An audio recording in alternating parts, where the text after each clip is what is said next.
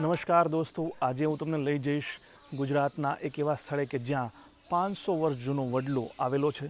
આ વડલાનો ઇતિહાસ શું છે અને તેની પાછળની માન્યતાઓ કેવી કેવી છે, સાથે જ આ વડલાએ કેવી રીતે પહોંચી શકાય, આ તમામ બાબતો આ વિડીયોમાં હું તમને જણાવીશ। તો ચાલો જોવા જઈએ 500 વર્ષ જૂનો વડલો। તો દોસ્તો, અત્યારે આપણે આવી ગયા છીએ ગાંધીનગર જિલ્લાના દહેગામ તાલુકાના હાલીસા ગામ પાસે આવેલા કંથાપુર ગામમાં કે જ્યાં છે 500 વર્ષ જૂનો મહાકાય વડલો। લોકો આ વડલાને મિની કબીરવડ તરીકે પણ ઓળખે છે। ગુજરાતમાં વિશાળ વૃક્ષમાં કબીરવડ બાદ કંથાપુર વડની ગણતરી થાય છે। આ વડ 40 મીટર ઊંચો અને 2.5 વીઘા જમીનમાં ફેલાયેલો છે। ખાસ વાત એ છે કે આ વડ દર વર્ષે 3 ફૂટ જેટલો વધુ ફેલાય છે અને આ વડલો અનેક ખેતરમાં પણ ફેલાયેલો છે, છતાં પણ આજુબાજુના કોઈ પણ ખેડૂત આ વડલાને કાપતા નથી। આ વડ એટલો ઘટાટોપ છે કે તેની વડવાઈઓ અને ડાળીઓ અડધા એકર વિસ્તારમાં ફેલાયેલી છે। દર વર્ષે 5 મીટરની આસપાસ આ વડનો ઘેરાવો વધતો જાય છે।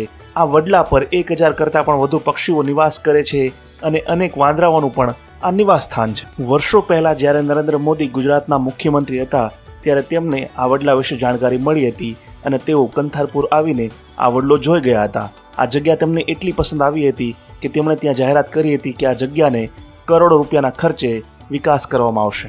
બીજી મહત્વની વાત એ કે આ વડલાની બિલકુલ વચ્ચોવચ મહાકાળી માતાજીનું એક મંદિર આવેલું છે। આ મંદિર પણ ખૂબ જ પૌરાણિક હોવાની એક માન્યતા છે અને રોજ અનેક ભાવિકો આ વડલાને જોવા માટે તેમજ માતાજીના દર્શન કરવા માટે અહીંયા જરૂર આવે છે।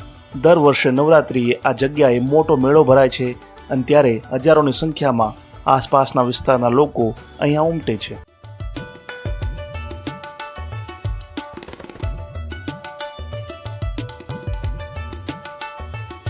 આમ તો ગુજરાતમાં જૂનવાણી અનેક વડલાઓ છે, અનેક વૃક્ષો છે, પરંતુ એવું મનાય છે કે આ વડલો ગુજરાતના